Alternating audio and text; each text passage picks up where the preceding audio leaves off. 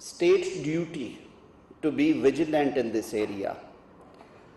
Unfortunately, we live in such part of the world where human rights violations are commonly reported. There have been serious criticism, not only in my country, but even in the neighboring countries. Few practices are, despite all efforts, are still going on. Few of the vulnerable communities, I would say, is the top of the line is the female or the women. For protection of those, we have been enacting laws from time to time. I won't share the list of those laws. It starts from 2006, 7, 8, then there has been Women Protection Act in criminal laws. Many special laws in that regard have been enacted. I met in the morning with Christine and the honorable representative of the UN in the morning, and we were sharing that this 30-40 years journey of Pakistan, starting from early 90s, I would say, at least when I always believe in seeing, you always say that the seeing is believing. I joined the profession in early 90s. There is there is a difference when I look back in 80s or 90s and when I see the 2022 Pakistan.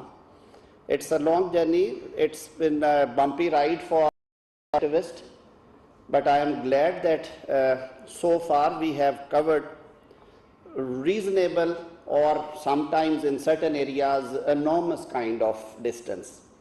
And it is all because all of you, my local friends, one way or another contributing or letting their own lamp in this journey, and they made it possible. Many are not here.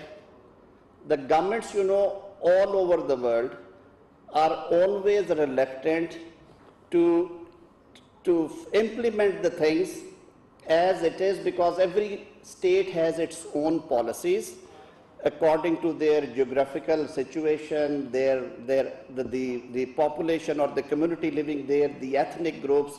As in Pakistan, we have different communities living, and this blend is everywhere in the world, and more especially in Africa and Asia, you would come across with the countries having different mix.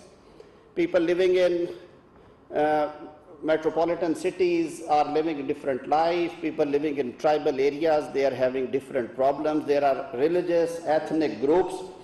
Those actually do not expect, or they cannot be actually even asked or compelled to adhere to certain practices.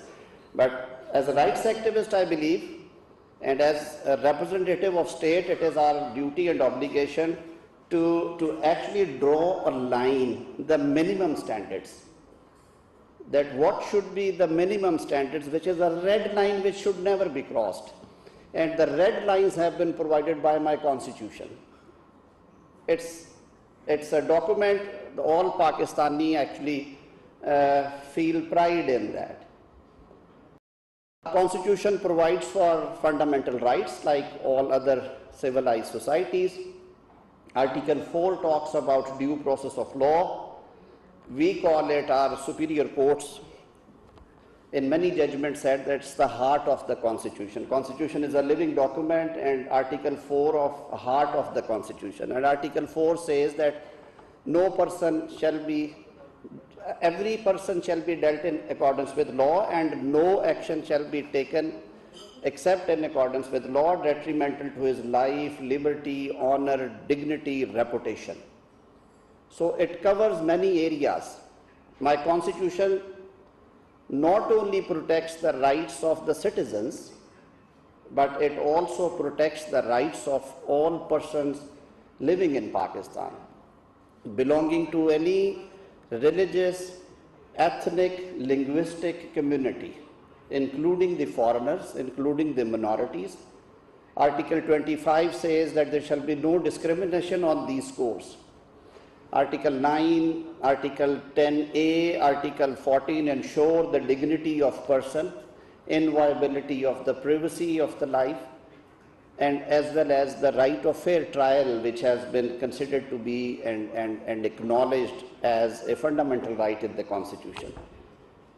So I believe that whenever we talk about the human rights, the minimum standard, the red line is the framework given by the Constitution of Pakistan. And when we say it's enshrined in the Constitution of Pakistan, it means it is the duty of the state of Pakistan to ensure and implement.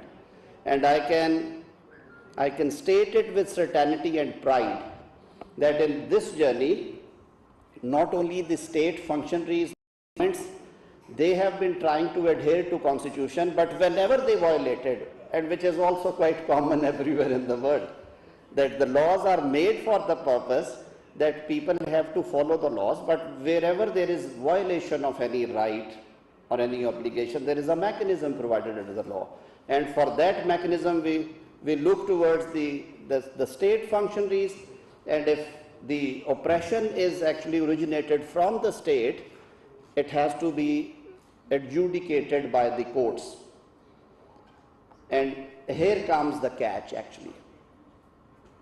For ensuring the constitutional guarantees, for ensuring that persons or the people of Pakistan or persons living in Pakistan are duly protected under the scheme of law, their rights are preserved, and for any violation which calls for enforcement of fundamental rights, our Constitution empowers the superior courts specially and the subordinate judiciary ordinarily to ensure that the persons living in Pakistan are dealt with in accordance with law. That is a long journey when we talk about the judicial history of Pakistan.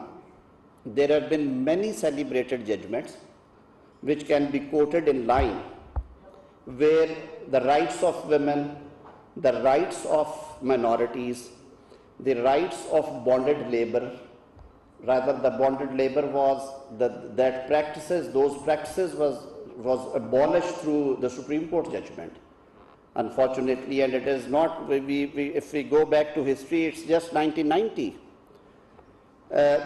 There have been recent occasions when our jurisprudence was on the criminal side was revisited, I would say, when the Supreme Court of Pakistan shifted the policy of sentencing and laid down a certain criteria for inflicting the maximum penalty of death.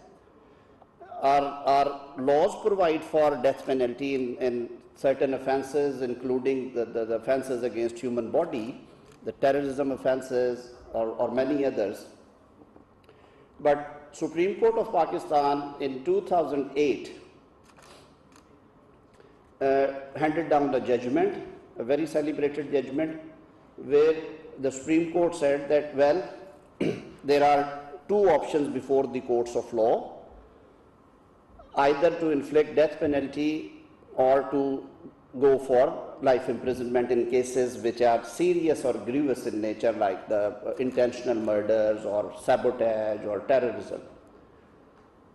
The previous practice of the courts, or I would say the jurisprudence, was that the normal penalty, this is in vogue since the colonial times, and this was because of the colonial might they wanted to maintain their power in the area. It was first time when Supreme Court of Pakistan held that no, two options are there, but we have to read in the Constitution in all the laws, because Constitution is the supreme law. Constitution says that the right to life is the most fundamental right, inviolable in nature. It's the most cherished and most cherished right under the Constitution.